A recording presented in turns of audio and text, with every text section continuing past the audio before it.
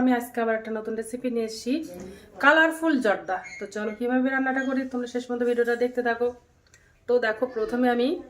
তো দেখো আমি এই বাটির হাফ বাটির একটু বেশি চাল নিয়ে নিয়েছি। আর এটা আমি নিয়েছি হচ্ছে আতপ চাল, বিরিয়ানির যে আতপ চাল, ওই আতপ চালটা নিয়ে নিয়েছি।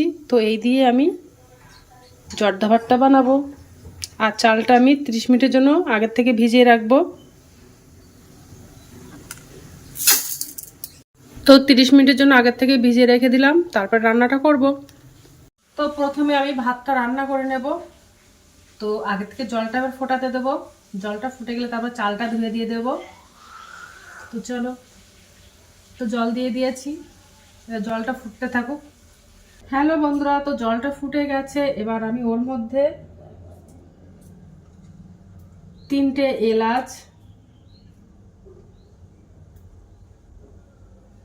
3টে লবঙ্গ, আর দেখো 3টে দারচিনির টুকরো দিয়ে দেব জলের মধ্যে।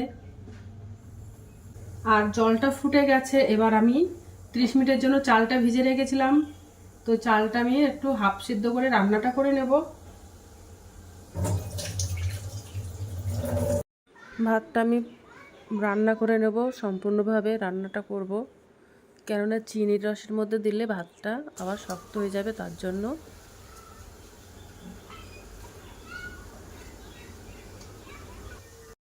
দেখো ভাতটা আমি হাফ সিদ্ধ করে রান্নাটা করে নেব।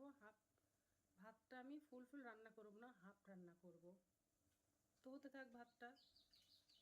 তো দেখো ভাতটা প্রায় রান্না হয়ে গেছে। এবার আমি গ্যাসটা অফ করে দেবো, আর ভাতটা জল ঝরিয়ে নেব, ছেঁকে নেব ভালো করে।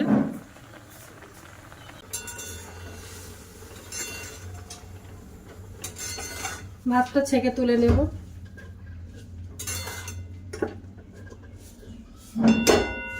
তো এবার রান্নাটা শুরু করব। তো আমি এই বাটির হাফ বাটা দিয়ে দেব,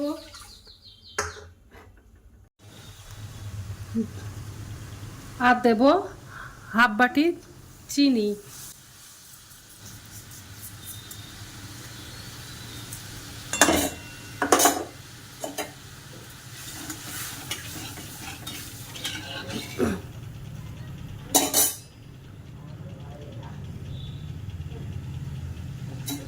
আর ওর মধ্যে 3টে এলাচ দিয়ে দেব।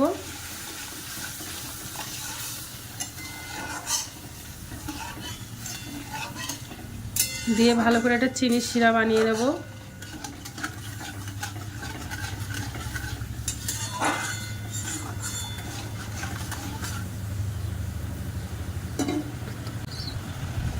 চিনিটা ভালো করে জাল দেওয়া হয়ে গেছে। এবার আমি ওর মধ্যে যে ভাতটা সিদ্ধ করে গেছিলাম, ভাতটা দিয়ে দেব।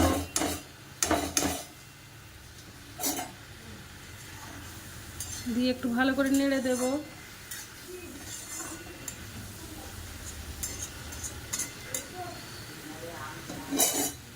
আর ওর মধ্যে 2 চামচ ঘি দিয়ে দেব।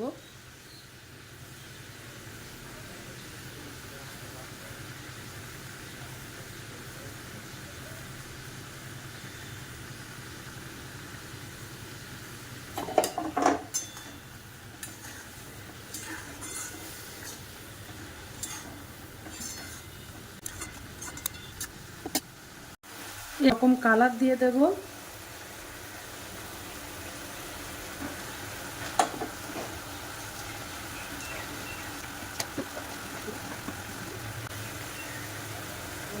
সবুজ কালার, কমলা কালার।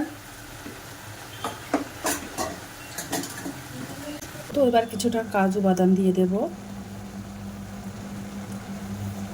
কিশমিশ দিয়ে দেব, কিছুটা কাঠবাদাম দিয়ে দেব।